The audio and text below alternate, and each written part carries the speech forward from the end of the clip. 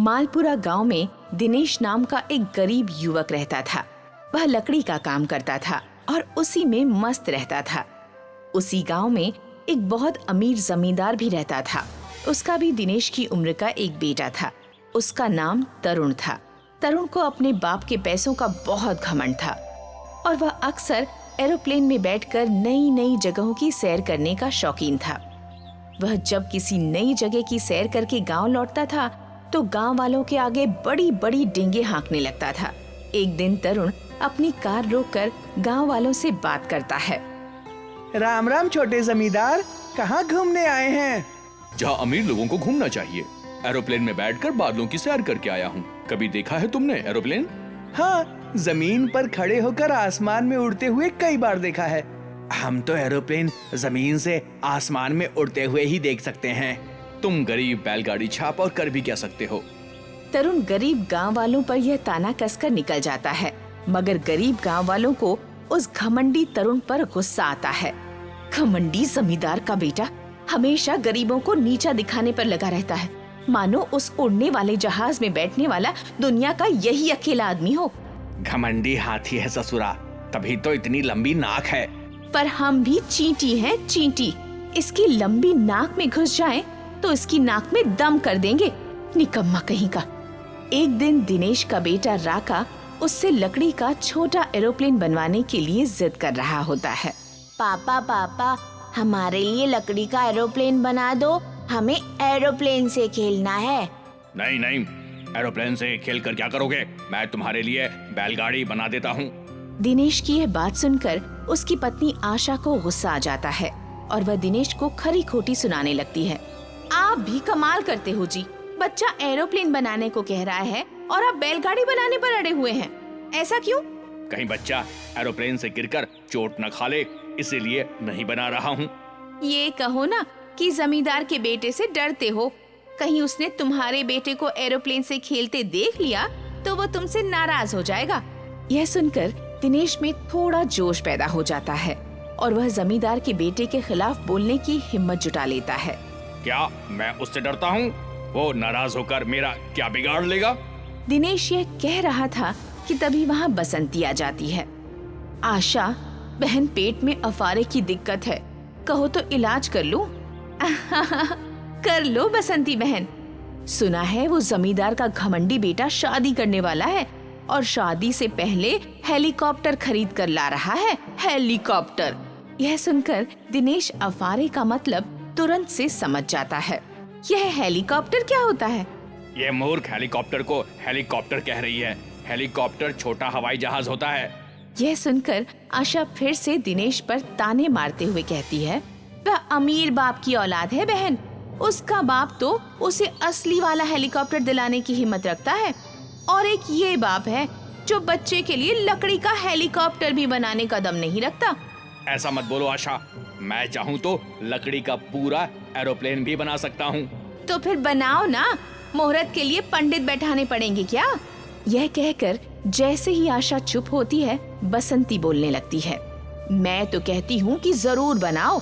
उस घमंडी का घमंड चूर करने के लिए गरीबों के पास भी एक हेलीकॉप्टर तो होना ही चाहिए, भले लकड़ी का ही क्यों ना हो। फिर जमींदार का बेटा गांव में असली हेलीकॉप्टर ले आता है और जमींदार गांव वालों को अपने घर बुलाकर समझाता है। तुम सब आज से सड़क पर बाजार लगाना बंद कर दो, क्योंकि मुझे सड़क खाली चाहिए। मेरा बेटा हेलीकॉप्टर खरीद कर लाया है और उसे उड़ाने के लिए सड़क तो चाहिए ना।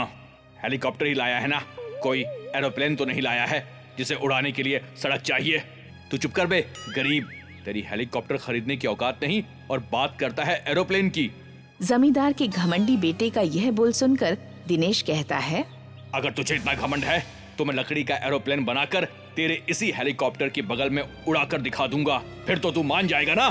अगर तू लकड़ी का एरोप्लेन बनाकर उसे हमारे हेलीकॉप्टर के बगल में उड़ाकर दिखा देगा तो मैं अपनी हवेली और खेत तेरे नाम करके गांव छोड़ दूंगा। और अगर मैं ये न कर सका तो मैं भी अपना सब कुछ तुम लोगों को देकर गांव छोड़ दूंगा, ठीक है? दिनेश की इस बात से तरुण खुश न हुआ और बोला, तुम्हें अकेले नहीं बल्कि सारे गरीबों को गांव छोड़कर जाना होगा। शर्त मंजूर है तो बोलो। क्यों भाई गांव वालों, मंजूर है तुम्हें? दिनेश पहुंचा हुआ खिलाड़ी था और ऊपर से गांव वाले जमींदार के घमंडी बेटे के घमंड से भी तंग आ गए थे, इसलिए सब ने बिना विचार किए ही हामी भर दी। हाँ हाँ, हम सबको आपकी शर्त मंजूर है। उस दिन के बाद दिनेश दिन रात लकड़ी का एरोप्लेन बनाने में लग जाता है और जमींदार मन ही मन यह सोचकर खुश होता रहता है कि अब तो गांव के सब गरीब किसानों के घर और खेत उसके हो जाएंगे, क्योंकि दिनेश का लकड़ी का एरोप्लेन उसके असली हेलीकॉप्टर के सामने एक खिलौना ही साबित होगा। क्या बे दिनेश, तो कुछ कर भी सकेगा या अपने साथ साथ हमें भी डुबोएगा? तुम चिंता मत करो, मैं ऐसा एरोप्लेन बनाऊंगा जिसमें गांव के सभी गरीब बैठकर आसमान में उड़ते दिखाई देंगे। देख लेना, कहीं हम आसमान में उड़ने के बजाय गांव छोड़ने के लिए सड़क पर धूल उड़ाते ना नजर आए। इस तरह 1 महीना बीत जाता है और दिनेश कहीं की ईंट और कहीं का रोड़ा जमा करके लकड़ी का एक बहुत बड़ा एरोप्लेन बना लेता है। ये पूरा एरोप्लेन कार के पहियों पर खड़ा था। इस एरोप्लेन को देखकर जमींदार और उसका बेटा दोनों हंसने लगते हैं। अरे ये एरोप्लेन बनाया है या लकड़ी की बास? आसमान में उड़ना तो दूर, इसका तो सड़क पर चलना भी मुश्किल है। उनकी ये बात सुनकर गांव वाले डर जाते हैं और दिनेश की तरफ संदेह से देखने लगते हैं। अरे भाइयों, उनकी बातों को भूलकर एरोप्लेन में लगी लकड़ी की सीटों पर बैठ जाइए। आपके बैठते ही ये अपने आप चलने लगेगा और फिर आसमान में उड़ जाएगा। उसकी बात सुनकर गांव वाले मन मारकर एरोप्लेन में बैठ जाते हैं और फिर जमींदार और उसका बेटा भी अपने हेलीकॉप्टर में बैठ जाते हैं। फिर कुछ ही मिनटों में जमींदार का हेलीकॉप्टर तो आसमान के चक्कर काटने लगता है, मगर दिनेश का एरोप्लेन चींटी की चाल से सड़क पर ही चलता रह जाता है। अरे उड़ना तो दूर, ये तो ठीक से दौड़ भी नहीं पा रहा है। अरे मरवा दिया, अब तो खाली हाथ गांव छोड़ना पड़ेगा। चुप करके बैठो, एरोप्लेन तेजी से दौड़ते हुए आसमान में उड़ने वाला है।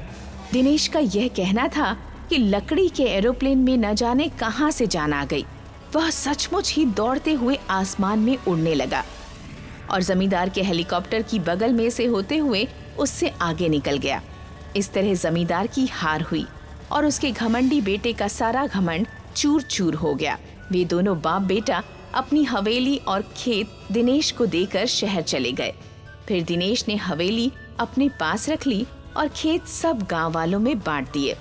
इस तरह सब गांव वाले दिनेश की बुद्धिमत्ता को मान गए।